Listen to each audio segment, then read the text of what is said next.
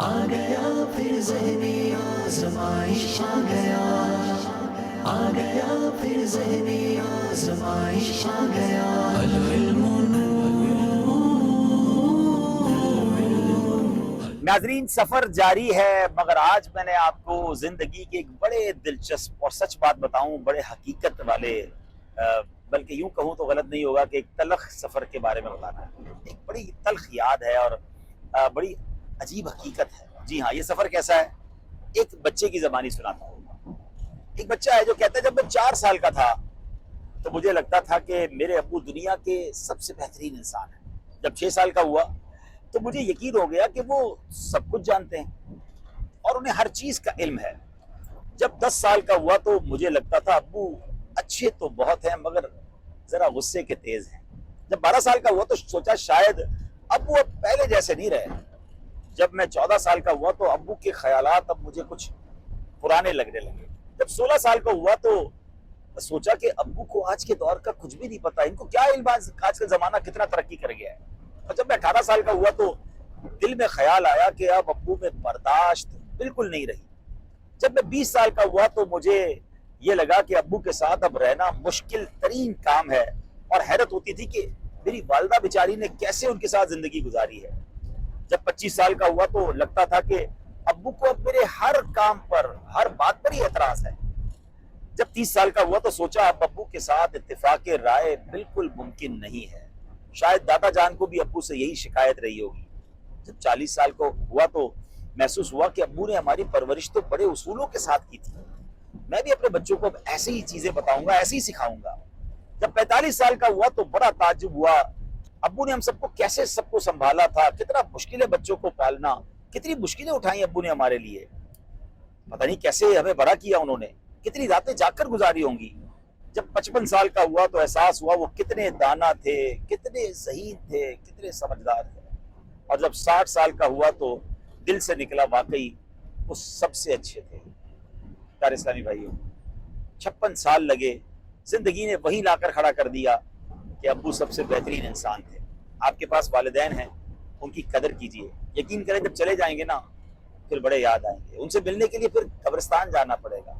اور سچ بتاؤں، ہمارے ابو سب سے بہترین۔ جب ملے مٹی کے ذرے اینٹ بن جاتے ہیں وہ، جب ملے مٹی کے ذرے اینٹ بن جاتے ہیں وہ، اینٹ جب اینٹوں سے مل جائے بنے دیوار وہ، جب اینٹوں سے مل جائے بنے دیوار وہ، جب دیواریں ایک دو جیسے ملے بنتا ہے گھر، جب دیواریں ایک دو جیسے ملے بنتا ہے گھر۔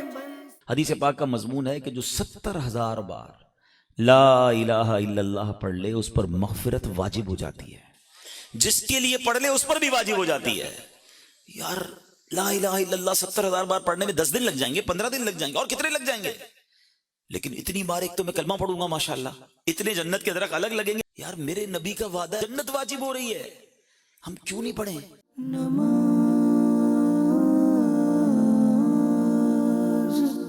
ہر عبادت سے برتر عبادت نماز، ساری دولت سے بڑھ کر ہے دولت نماز، ہر عبادت سے برتر عبادت نماز، ساری دولت سے بڑھ کر ہے دولت نماز۔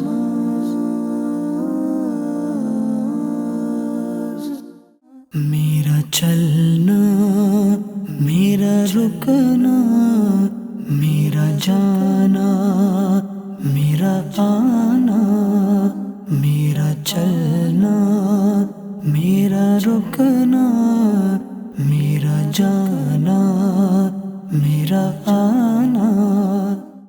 ہمارے بھائی کے کاروبار، رزق حلال میں برکتیں اور وسعتیں عطا فرما، رزق حرام سے ان کو اور ہم سب کو محفوظ فرما، ہم سب کو اللہ زوال نعمت سے بچا، عافیتوں کے پھر جانے سے بچا۔ وصلی اللہ تعالی علی خیر خلقہ محمد وآلہ وصحبہ اجمعین برحمتک یا ذہنی آزمائش آ گیا۔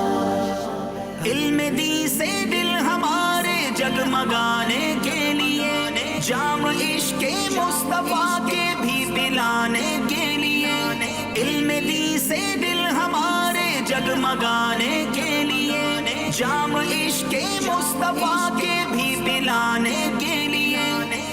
الحمدللہ عز و جل اس وقت ہم کبیر والا کے اس میدان میں موجود ہیں کہ جہاں پر ذہنی آزمائش کا سلسلہ ہوگا۔ آپ کو کچھ مناظر دکھاتے ہیں، ابھی سے بھی کچھ اسلامی بھائیوں کا آنا تو شروع ہو گئے ہیں۔ السلام علیکم ورحمۃ اللہ وبرکاتہ، خیریت سے ہیں؟ ٹھیک ہے ماشاءاللہ۔ ہر طرف نیکی کی دعوت عام ہو،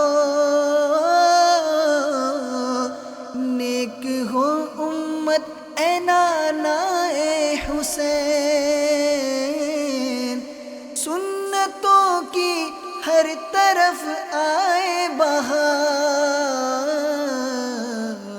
مولا سے اپنے ملتا ہے بندہ نماز میں، مولا سے اپنے ملتا ہے بندہ نماز میں، اللہ اللہ کیے جانے سے اللہ نہ ملے، اللہ اللہ۔ الحمدللہ عز و جل سید احمد کبیر بخاری رحمۃ اللہ تعالی علیہ، بتایا جاتا ہے کہ انہی کے نام پر کبیر والا جو شہر ہے، اور ماشاءاللہ آج ہمارا جو ذہنی آزمائش کا پروگرام ہے حضرت کے بالکل عین قدموں میں ہی ہے۔ اللہ پاک ان کے مزار پر کروڑوں رحمتوں کی بارش نازل فرمائے، اور اب انشاءاللہ ان کے مزار پر حاضری دیں گے۔ آئیے مل کر صفاتحہ پڑھیں۔ عالیہ خدا کا خاص ایک احسان ہے یہ عالیہ، اللہ خدا کا خاص ایک احسان ہے یہ عالیہ، اللہ زمانہ جسم ہے اور جان ہے یہ عالیہ، اللہ جو نیکی کی دعوت کی دھومیں مچائے، جو نیکی کی دعوت کی دھومیں مچائے، میں دیتا ہوں اس کو دعائیں مدینہ، میں دیتا ہوں اس کو دعائیں مدینہ، علم دی سے دل ہمارے جگمگانے کے لیے، جام عشق مصطفیٰ کے بھی پلانے کے لیے، علم دی سے دل ہمارے جگمگانے کے لیے، جام عشق مصطفیٰ کے بھی پلانے کے لیے، آ گیا ہے پھر سے ذہنی آزمائش ناظرین، یاد میں ہم کو مدینے کی رلانے کے لیے، علم دی تو نور ہے، ہاں بالیقین نور ہے، علم دی سے دل ہمارے جگمگانے کے لیے، جام عشق مصطفیٰ کے بھی پلانے کے لیے۔ الحمدللہ عز و جل اللہ کی رحمت سے آج کبیر والا میں ذہنی آزمائش کا براہ راست سلسلہ ہو رہا ہے۔ آئیے شروع کرتے ہیں پہلا راؤنڈ جس کا نام ہے علم نور ہے۔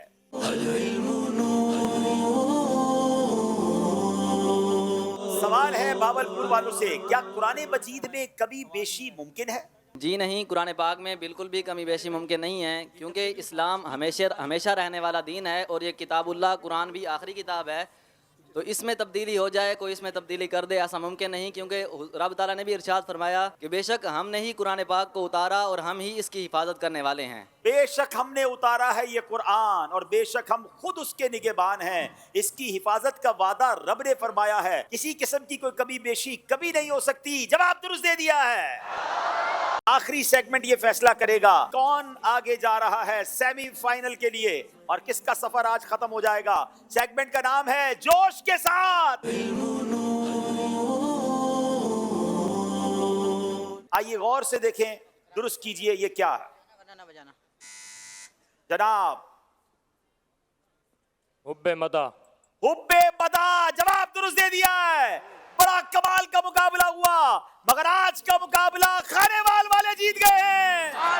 اذکر اللہ۔ بھاولپور کی ٹیم نے بڑی کوشش کی، مگر اسی کا نام ذہنی آزمائش ہے۔ صرف 2 نمبر کے فرق سے آج خانیوال والے سیمی فائنل کے لیے کوالیفائی کر گئے۔